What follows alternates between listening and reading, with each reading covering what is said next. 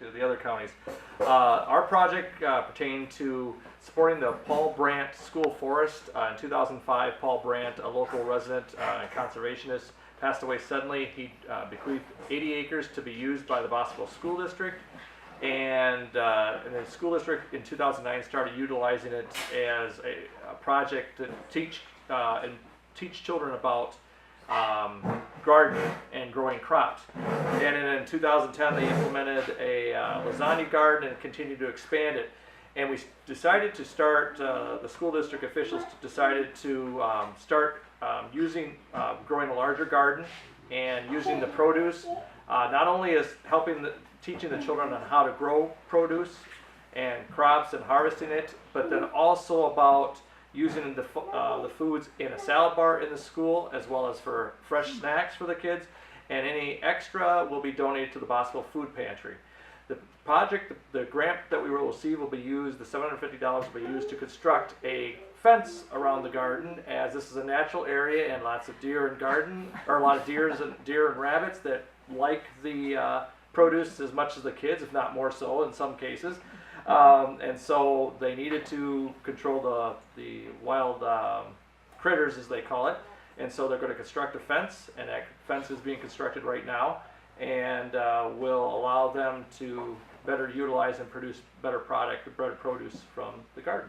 Right. So that's what we'll be using the grant for. To help is we were going to help to build some teeter-totters, because those are really wore out and the kids don't use them very much anymore because they're so old. And we were going to help with picnic tables in the facilities as well. And another project we were working on was for the Fenimore Junior Fair.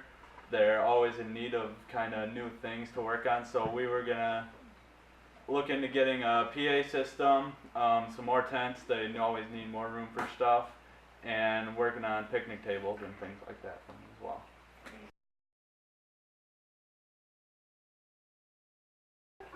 Our club has been helping with the flower gardens at Marsden Park, and we are going to make a children's sensory garden, which is we're going to have a bunch of plants where they can smell the plants and feel the plants and just kind of touch the plants and explore. And then also we're going to make our own stepping stones to put in the center so they can walk through it as well. And we will pay for the plants and the mulch and all the other supplies we will need for the garden. Gaming and jumping, and one thing that we struggled with was having trail obstacles, which is a 4-H approved event at the Fair Horse Show. And so what we're doing with the money is we're building a bridge, a gate, a mailbox, ground poles. So these are all obstacles in which the kids and members will teach their horse to navigate. So what's really cool about that is that it stays with the project group. We're able to, during our monthly practice riding times at the arena, we're able to utilize those. They'll be stored here and they'll just become part of the project. And when we've graduated and gone on and moved to bigger and better things, we'll be here for future members. And Ashley was going to add what that means to her. It means a lot because I started out with not knowing much in horses, and I've started to like doing hunt seat and trail. And my young 5-year-old mare, she's starting to become a great horse because of all the clinics we've practiced with and done. So.